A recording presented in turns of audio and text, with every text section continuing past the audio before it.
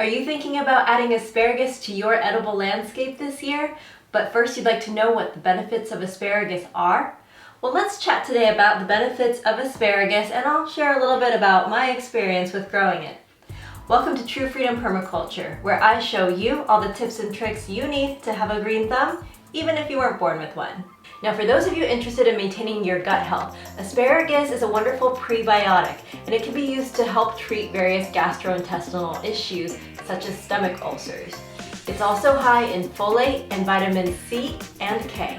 Now, asparagus is a perennial, and those of you that have watched my videos know that I'm a huge fan of incorporating a large amount of perennials into your edible landscape.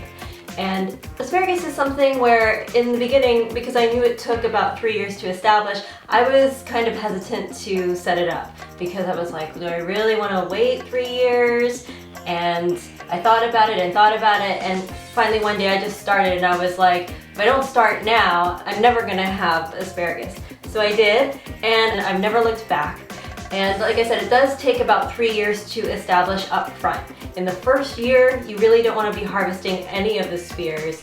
And then in years 2 and 3, you can do a little bit. But it's really from the 3rd year on that you're going to get a substantial harvest. Now that being said, once your bed is established, these asparagus beds can last for 15 years or longer. So I really do think that it's worth it in the end. What we really consume is the shoot, and what you're looking at now is the first shoot to come up in my garden this season. This is among several others that are growing. It's just the beginning of asparagus season, and I'm really looking forward to it. Well, later on, these shoots develop into airy, light, and delicate ferns, so they can actually be grown as ornamentals as well.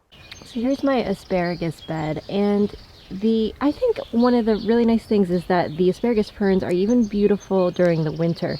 So I've kind of chopped and dropped all the asparagus ferns. Once they die back every year, I just drop them and use them as mulch on the bed. But they reproduce through these red berries that contain the asparagus seeds.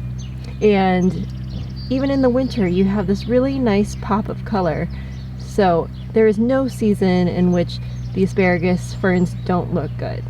You know, I have to say that asparagus falls into the same category as like lobster and oysters, where I'm just like, what brave soul decided to try that for the first time? Or that must have been very hard times. You can see the strawberries. I also really need to do some weeding, so add that to the to-do list. But one thing about growing your own asparagus, again, is just the taste and the freshness of asparagus that you just can't get from the store or even the farmer's market. So this is the first asparagus of the year. Here's the natural breaking point here. And I'm hoping that you can see this here, but the water content of this. Can you see the water right here at the surface?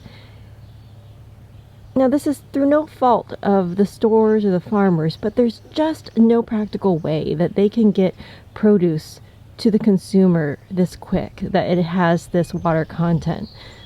A lot of us are dehydrated, and what if we ate more foods that were filled with this kind of water? This is something that you can only get by growing your own. So now, what do you think? Are you going to start growing asparagus in your garden? Well, if so, and you decide to establish an asparagus bed, another crop that works really well within an asparagus bed is horseradish. And if you'd like to learn more about horseradish, feel free to click on the video coming up and I will meet you over there. I'll see you soon. A bonus benefit is that dogs really like asparagus too. What do you think?